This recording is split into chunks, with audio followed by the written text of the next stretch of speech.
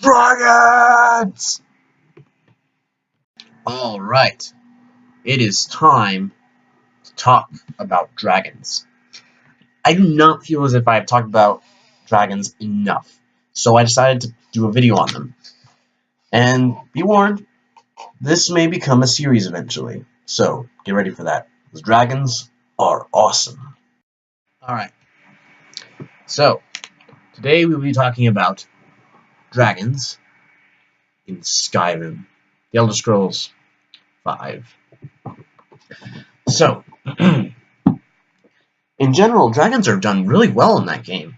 I actually really like it. The dragon characters that have names and such are really interesting characters.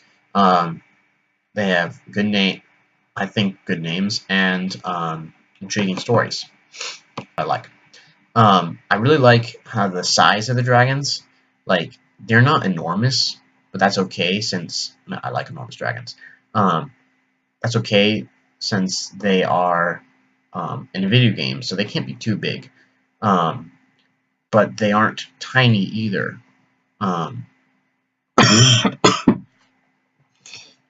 They're like just the right size, actually, about 40 feet long or something.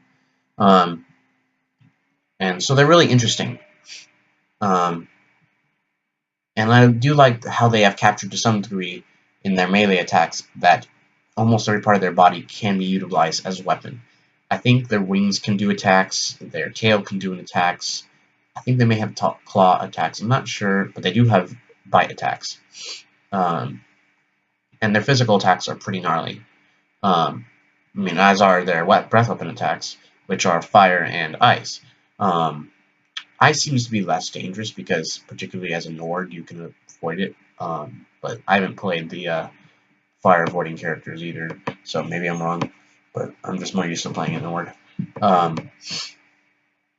But no, so there's that. And then there's one thing I have noticed, though, about the dragons. First,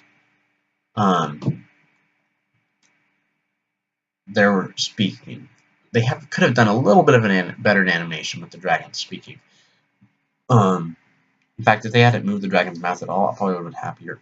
Because in some stuff, dragons speak telepathically and stuff. Though, since everything's supposed to be shouts, that probably won't work. But the thing is, that bothers me is that when the dragons speak, they don't move their mouths properly. Their lower jaw just kind of jiggles like that, and it just looks kind of ridiculous and poorly done.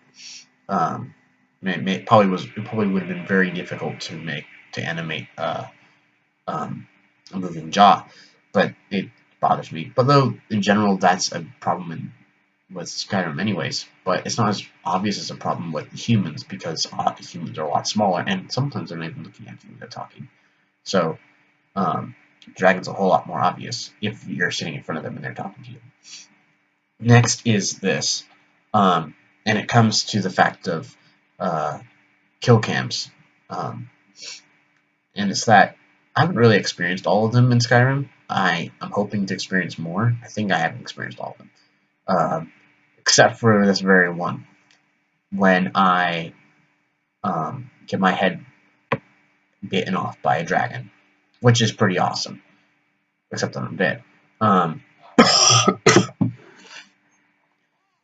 But it's actually because of that very short that I haven't gotten many of those kill cams, because I avoid getting within a physical range of a dragon until they have gotten to a very minuscule amount of health, because their damage output is enormous. And if I can get them to attack a bot while I am sitting on the sidelines attacking them with a bow, why not? Because it's way better, it's way safer, it's logical, because when you think about actually how dragons work in real life, they become a pretty good working model to what dragons would work if they existed. Every part of their body is a weapon. One swing of their claw and you're thrown 30 feet. You can't survive them, actually. An actual physical encounter with a real-sized dragon, the sheer amount of mass and power they have, you can't just brush off a bite or a blow. That's why there's such massive amounts of attacks, because they kind of try to get over that problem that you literally can't survive that. It just kills you. In real life it would.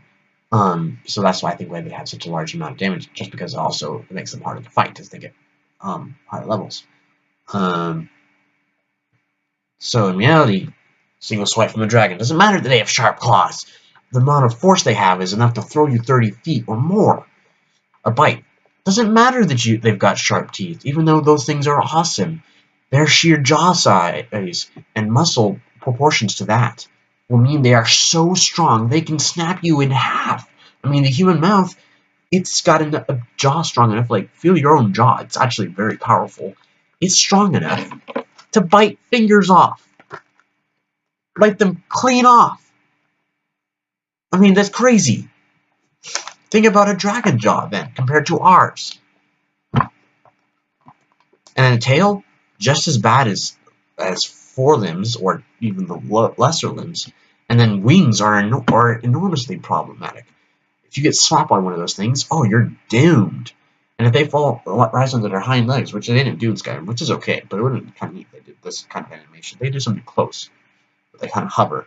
But if they get onto their hind legs and flap their wings, they create a gust of wind that could blow you off your feet. I do really like the Dragon Wars. The animations in that is really well done, and so on. But yeah, so what bothers me about Skyrim with dragons is that you can't get up close to them really too much. Otherwise, which you shouldn't be able to in real life. But it kind of encourages you to get up close. But you shouldn't be getting up close to a dragon within melee range of a dragon, because it's just stupid. But yeah. So, anyways, I think that's enough for a video tonight. Hope you guys enjoy it. See ya.